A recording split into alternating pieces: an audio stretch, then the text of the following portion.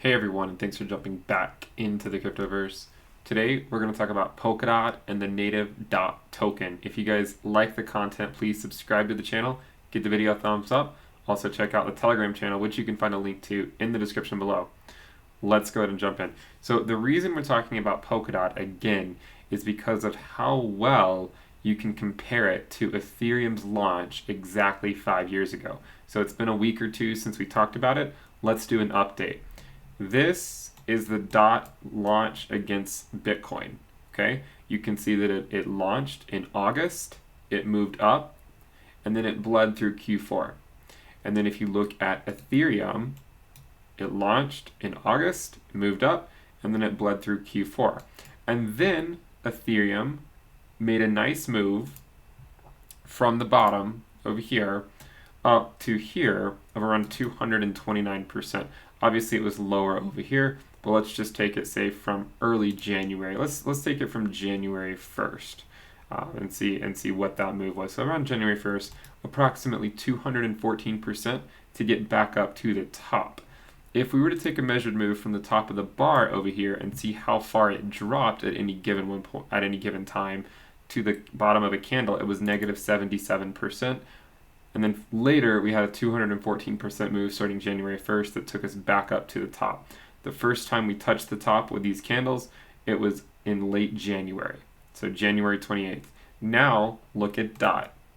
Same thing, basically the same thing. From the top of these candles down, it bled about 65%. So not quite as bad as it was for Ethereum, but also we're doing it from the candles here. And then if you measure it, say on the, starting say January 1st, which is where we measured it from, up to the top, it was about 106% move. But the interesting thing is if you look at the Ethereum Bitcoin valuation, we reached it January 28th. We came back down, back up to it on February 2nd and February 3rd. Okay, so keep that in mind. So January 28th, down when we bled about, if you go to the bottom of the wick, around 17% to the candles, around 12% or so. What did DOT do? It got up to the top here a few days earlier, January 23rd, January 24th. From there, it bled to the bottom of the wick, 30% or so, to the candles here, around 18%. Now it's coming back up. When did Ethereum come back up? Well, it came back up on February 3rd, February 4th, and then ultimately it broke through on February 7th.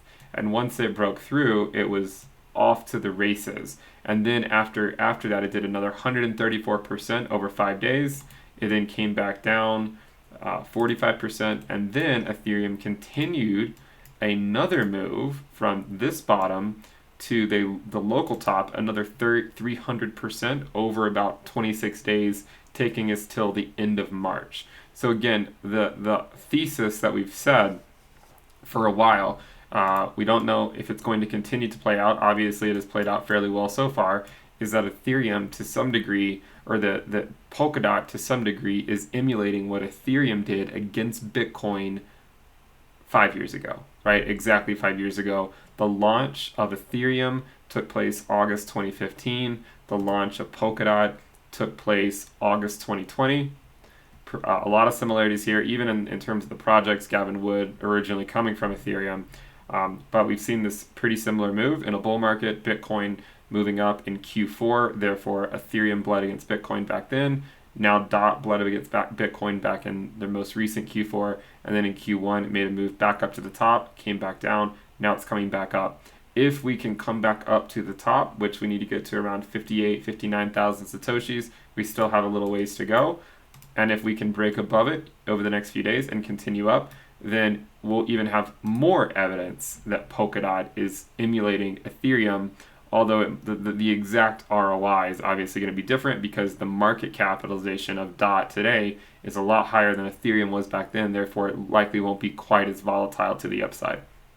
So another thing too that we've looked at, this is the DOT USD valuation. Obviously, taking bar patterns and looking at fractals is not necessarily the smartest thing to do, but sometimes we can just play around with these things. And let's take it and then move it over and you can see, if we were to continue up another leg like we have been, maybe it would take us up to around $35 or so. Obviously, we don't know if that's going to be the case or not. The other thing that I think is interesting is this here is the 21-day EMA. So, and we were talking about this earlier on one of the live streams, I believe. We had a bottom here at the 21-day EMA, and a bottom here, and after this bottom, we bounced. And the first candle from the bounce took us up 30%. The second one took us up another 30%. Okay, this bounce took us up 30%, and then the second one, or 27, and the second one took us up 14. This first one right here from the bottom of the candle took us up around 22%. If we were to have one of those 2 candle stretches before a 1-day pullback followed by another nice move up, you can see we had a 1-day pullback in here, followed by another 30% move, a 1-day pullback here, followed by another 37% move. So if we were to have, say, today, and again, we don't know if we will, but if we had another 20 to 30% move, then that could correspond closer to a $25 dot. Obviously, a lot of this will depend on what Bitcoin does in the short term. And then if it maybe then came back down, a few percentage points, and then if it moved back up another 30%, then that would get us up to that fractal pattern more or less, right? And then it kind of calmed down a little, and then went back up a little bit more before ultimately going back down to the 21-day EMA. So again, we obviously have no idea what will happen in the short term, but one of the things we've spoken about since last year, we talked about this accumulation territory for DOT between $3 to $6. We said, we're going to look back and say, there's a decent chance we're going to look back at this and say, what a great accumulation time. And boy, was it. Obviously we can clearly say that in hindsight, but we even speculated on it back then. We said, fast forward later on in the cycle, we're probably going to look at this and say, what a great time to accumulate DOT. So we'll keep an eye on DOT. Obviously, I have high hopes for it. It's not financial advice. We'll see if this move continues. I like to have, as I've said before, I think it's great to have at least one project that doesn't really have any theoretical tops in terms of emotional barriers that it has to break through. Like for Bitcoin, it was 20K. For Ethereum, it was like 1,400 or 1,500. There's really no price history for DOT. So there's nothing necessarily holding it back. There's not going to be like a level where you theoretically have a lot of sellers because that's where they bought in and they're just trying to offload their bags after a long period of time.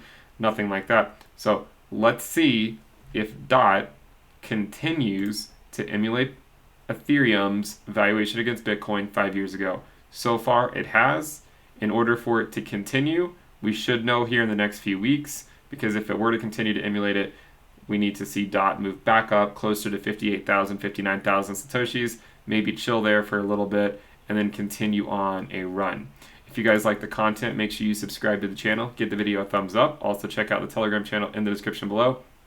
If you want to know how I'm navigating these markets, remember, you can check out the Altcoin season sale for the premium list. You can find a link to the sale in the description below. Make sure you check it out. You get access to weekly reports, weekly videos, a premium Telegram alerts channel, Telegram chat room, a risk dashboard, premium only live streams, and more. Make sure you guys check it out. Find the link in the description below. That'll wrap it up for the video. Subscribe, give the video a thumbs up, and I'll see you next time. Bye.